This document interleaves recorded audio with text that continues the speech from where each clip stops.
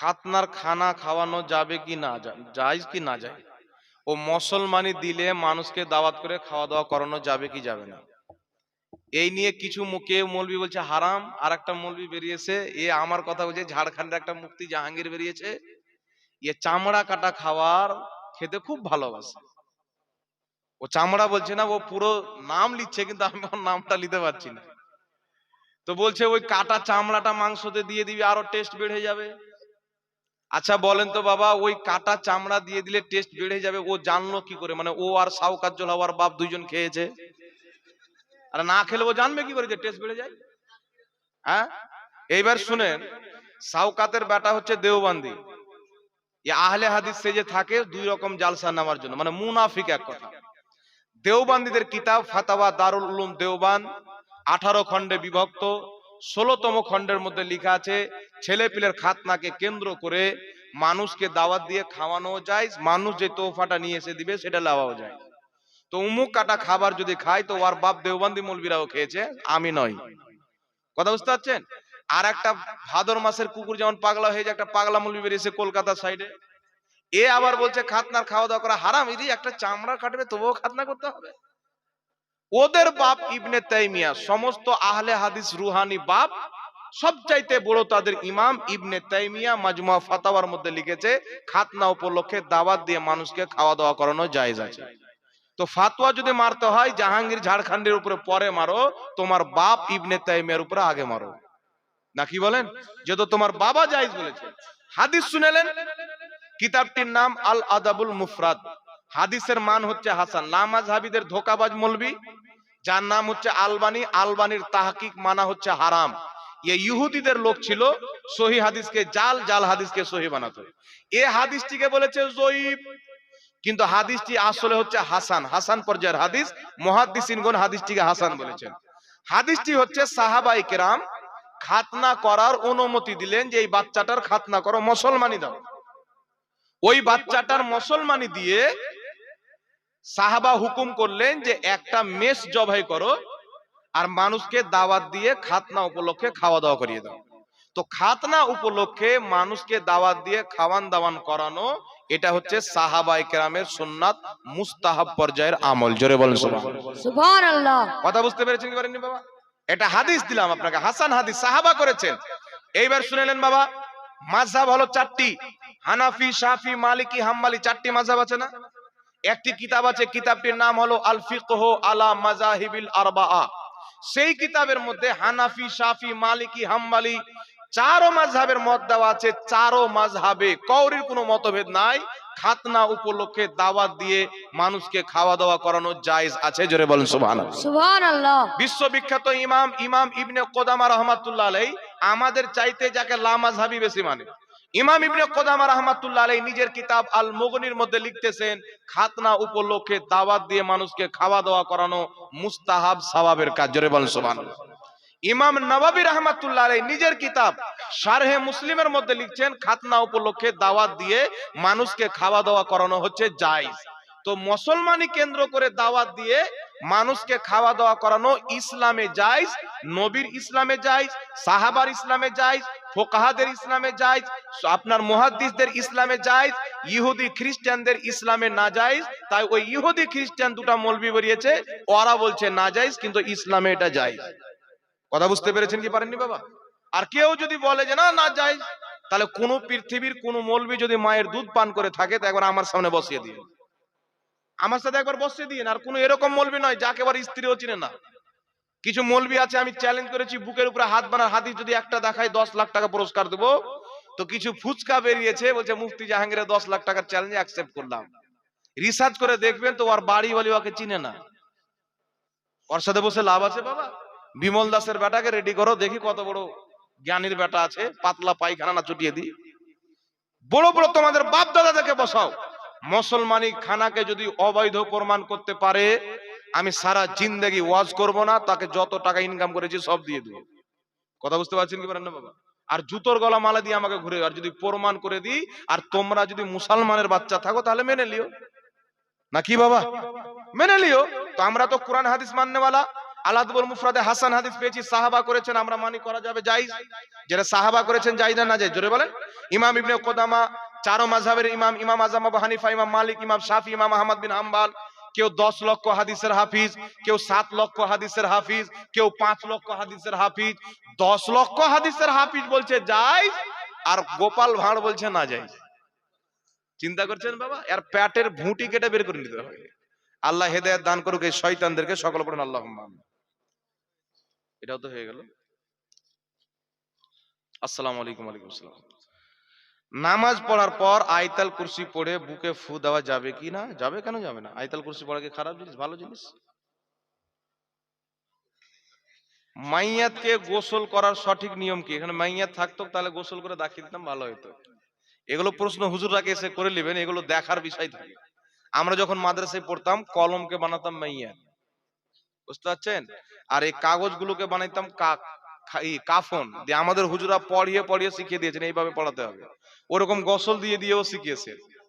তো ওই রকম গোসল দেওয়ার নিয়মগুলি ইমাম সাহেবরাকে জিজ্ঞাসা করবেন, যেগুলো গুরুত্বপূর্ণ মাসলা আছে ওইগুলো জিজ্ঞাসা করেন, সবচেয়ে বেশি ভালো হয়। মাইয়াতকে দাফন করার সময় কাজ চলাকালীন আজান দেওয়া যাবে না কাজ শেষ করে আজান দিতে হবে? কাজ শেষ করে কমপ্লিট করার পর আজানটা দিবেন। দাফন করা যদি হয়ে যায়, এমনি হয়তো মাটি টাটি ঠিক করছে বা ওর উপরে একটা জাল টাল দিচ্ছে বা 14 সালে বেড়া টেড়া দিচ্ছে, ওই সময় আজান দেওয়া যাবে, অসুবিধা নাই। এটা হয়নি? এটা কি আছে? আসসালামু আলাইকুম। ওয়ালাইকুম আসসালাম। একজন স্বামী যদি মারা যায় তাহলে তার স্ত্রী 4 মাস 10 দিন শোক পালন করবে। কতদিন? আপনার আত্মীয় স্বজন মারা গেল, 3 দিনের বেশি শোক পালন করা হচ্ছে হারাম। আর কোন মহিলার স্বামী যদি মারা যায়, সে 4 মাস 10 দিন শোক পালন করবে। এটা কি আছে?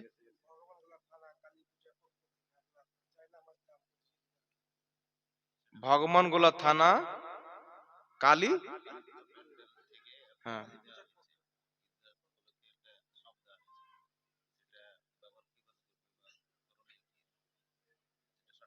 দেখেন, আমাদের ভারত হচ্ছে সেকুলার কান্ট্রি। এই সেকুলার কান্ট্রিতে এমন কোন মাসলা প্রশ্ন ডাইরেক্টলি করিয়েন না যে মশলার উত্তর দিলে হয়তো হিন্দু ভাইরা কষ্ট পাবে। আমাদের যে একটা মেল আছে, ওই মেলে কোনো ব্যাঘাত করবে বা আঘাত করবে। বুঝতে পারলেন কি পারলেন না? তো এইগুলো যেগুলো মাসলা আছে না, এই কিছু কিছু মাসলা আছে, ওগুলো পার্সোনালি জিজ্ঞাসা করে নেবেন, খুব ভালো হবে। দেখেন, ইবাদতের ক্ষেত্রে কোনো অমুসলিমের অবদান নেওয়া যাবে না। কথা বুঝতে পেরেছেন? যেমন মসজিদে কোনো অমুসলিমের টাকা লাগানো যাবে না, তো মসজিদের মুসাল্লাও কিনা যাবে না, জায় নামাজও কিনা যাবে না। এখন যে হিন্দু ভাইরা দিয়েছে তারা শুনলে কষ্ট পাবে কি পাবে না?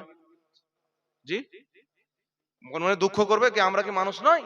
তাহলে মুসলমান কি এত খারাপ? এই জন্য কিছু প্রশ্ন আছে যেগুলো পার্সোনালি করবেন, আর যে সবটা দিয়েছেন ওই সবটা ইমাম সাহেবের ঘরে রাখবেন, ইমাম সাহেব ব্যবহার করবে, ঠিক আছে? ইমাম সাহেব ব্যবহার করবে, মিটিং টিটিং হবে, আপনারা বসে মিটিং করবে, অসুবিধা নাই। জমি বন্ধক নেওয়ার সঠিক পদ্ধতি কি? সঠিক পদ্ধতি হলো, আপনার 5 বিঘা জমি বা 1 বিঘা জমি আমি নিলাম, এক একটা জমির বছরে 5,000 বা 10,000 দাম দিয়ে দিলাম, ওখান থেকে আমি ফসল যেটা হবে খাবো।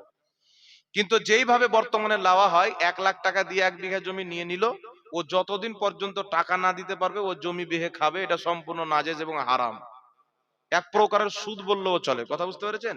তো এইভাবে কেউ করির জমি নেবেন না, যেটাকে বন্ধক বলা হয়। আর একটাকে কি বলা হয়? তো কন্ট্রাক্ট না কি বলা হয়? কন্ট্রাক্ট মনে হয় বলা হয়। রেহান, রেহান। হ্যাঁ, রেহান খাজনা বলা হয়। আপনার জমি 5 বছর আমি খাবো, 5 বছরের বদলাতে আপনাকে 50,000 দিয়ে দিলাম বা 40,000 দিয়ে দিলাম। আমার 5 বছরে যা হবে আমার, 50,000 টাকা আপনার। 5 বছর হয়ে গেল, আপনি জমি নিয়ে এলেন, আর আমি যা ফসল খেয়েছি খেয়েছি, টাকা ব্যাক নেবে না। আর এখানে হয় কি, 1 লাখ টাকা দিল, 1 বিঘা জমি নিল, 10 বছর দিল না বেটা, 10 বছর খেলো। আর যখন জমিটা দিবে তো টাকা নিল, তারপরে দিল, তাহলে আর জমি থেকে যত ফায়দা তুললো এক মুসলমান অপর মুসলমানের কাছ থেকে, এগুলো সব সুদে গণ্য হবে, নাজেজ এবং হারাম হবে। এই পদ্ধতি জায়েজ নাই। তার জন্য এইভাবে জমি বন্ধক নেওয়া যাবে না। আপনি টাকা দিয়ে দেন, বছর বছর দিয়ে নেন, এইভাবে নেওয়া যাবে না।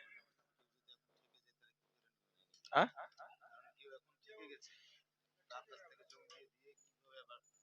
ঠিকই গেছে মানে বুঝতে পারলাম না কথাটা, সহজ বাংলাতে বলেন। হ্যাঁ, জমি বেচে দিবে ভাই, সুদ কেনে খাবে? আমার 2 লাখ টাকা দরকার, বেটির বিয়ে হবে না, আমার এলাজ হচ্ছে, অপারেশন করতে হবে, টাকা হয় না, তো ওর কন্ট্যাক্টে সুদ কেনে দিবে? ও জমিটা বিক্রি করে দেবে, 1 বিঘা আছে 10 কাঠা বিক্রি করে দেবে, না কি বলেন? 1 লাখ টাকা দিয়ে দিচ্ছে, যদি জমির 10 কাঠা বেচে দেয় তো আমার মনে হয় আপনাদের দিকে জমি 3-4 লাখ টাকা পেয়ে যাবে, না কি বলেন? 1 লাখ টাকার বেশিও পেয়ে যাবে। তো যেখানে আমার ভাই জায়েজ রাস্তা আছে, ওই জায়গাতে আমি নাজায়েজ রাস্তাতে কেন যাব, না কি বলেন? আল্লাহ তো আমাদের জন্য সুদ হারাম করেছেন। হারাম করেছেন কি করেননি, কথা বলেন? যারা সুদ খায় তাদের কিয়ামতের ময়দানে তাদের পেট হবে বিল্ডিং এর মতো, আর ওই পেটের মতন বিভিন্ন রকমের বড় বড় সাপ, বড় বড় জাহান্নামীর পোকা মাকড় থাকবে আর ছগল মারবে, আর পেট নিয়ে ছিলবিল ছিলবিল করবে সুদখোরের পেটে। আর এখন যে সুদখোররা সিটিং হয়ে ঘুরে বেড়াচ্ছেন না, এত রকমের আযাব হবে, সবচাইতে নিকৃষ্ট আযাব আল্লাহ সুদখোরকে দিবে। কথা বুঝতে পেরেছেন? এই জন্য সুদ থেকে আমাদেরকে বেঁচে থাকতে হবে। মুসলমান আর সুদ এটা কোনোদিন হতে পারে না। তাই সুদ থেকে বেঁচে থাকবেন। যারা সুদ খায়, যারা শরাব পান করে, এরা কিয়ামতের ময়দানে নবী পাক সাল্লাল্লাহু আলাইহি সাল্লামের হাতে হাউজে কাউসারের পানি পাবে না। মাথার উপরে সূর্য থাকবে, মাথার মগজগুলো পিঘলে পিঘলে কান দিয়ে বের হবে। আর আপনার আগুনে যেমন পানি দিলে পানি খোলে না অনেকক্ষণ পর তেল আপনার খুলতে আরম্ভ করে, সেই রকম মাথার মগজ একদম গরমে খলখল খলখল করবে। ওই সময়তে রাসূলুল্লাহর উম্মত যারা, তাদেরকে রাসূলে পাক পানি পান করাবেন, তাদের পিপাসা কিন্তু দূরে হয়ে যাবে। আর যারা সুদ খায়, যারা শরাব পান করে, তারা নবী মুস্তাফা সাল্লাল্লাহু আলাইহি সাল্লামের হাতের হাউজে কাউসারের পানি পাবে না। কথা বুঝতে পেরেছেন বাবা? তো আমরা হাউজে কাউসারের পানি পান করতে চাই কি চাই না? একটু জোরে বলেন, চাই কি চাই না? নবীর শাফাত চাই কি চাই না? তাহলে চাইলে সুদ ছাড়তে হবে কি হবে না? যেই প্রকারের সুদ হোক, এই সমস্ত সুদ কিন্তু বাবা আমাদেরকে ছেড়ে দিতে হবে। কথা বুঝতে পেরেছেন? আর একটা মাসলা হচ্ছে, একটা মাসলা আগে তো বলেছিলাম যে হারবি কাফির একটি মুরসাল হাদিস, যে মুরসাল হাদিস ফোকাহায়ে, অধিকাংশ ফোকাহায়ে কেরামের নিকটে হুজ্জাত, দলিল। নবী পাক বলেছেন হারবি কাফির এবং মুসলমানের মাঝে বাড়তি টাকাটা সুদ হয় না। ইমাম সারাখসি রহমাতুল্লাহ আলাইহি আল মাবসুতের মধ্যে লিখেছেন, এটাই হচ্ছে হানাফি মাযহাবের ফতোয়া। কি ফতোয়া? যে হারবি কাফিরের ব্যাংক, সেই ব্যাংকে যদি কোনো ব্যক্তি টাকা রাখে আর সেই টাকাটা বাড়ছে হারবি কাফিরে, তাহলে সেটা যদি মুসলমান নেয়, ওটা সুদ হিসাবে নেওয়া যাবে না, জায়েজ হিসাবে নিতে হবে। কথা বুঝেছেন কি বুঝেননি বাবা? কিন্তু সেটা যদি হারবি কাফির না থাকে বা মুসলমান দারুস সালাম ইসলামিক কান্ট্রি থাকে, সেই জায়গাতে যদি টাকাটা বাড়ে ব্যাংকের, তাহলে সেটা সুদ হবে। কিন্তু হারবি কাফিরের ব্যাংক থেকে টাকাটা সুদ হবে না। এই মাসলাটা আমি বয়ান করেছিলাম। কথা বুঝতে পারছেন? এটা ইমাম সারাখসি রাহমাতুল্লাহ আলাইহি আল মাবসুদের মধ্যে বয়ান করেছেন, এটা হেদায়ার মধ্যে বয়ান করেছেন, এটাই অধিক অংশ কিতাবের মধ্যে স্পষ্টভাবে লিপিবদ্ধ রয়েছে। আর আছে হযরত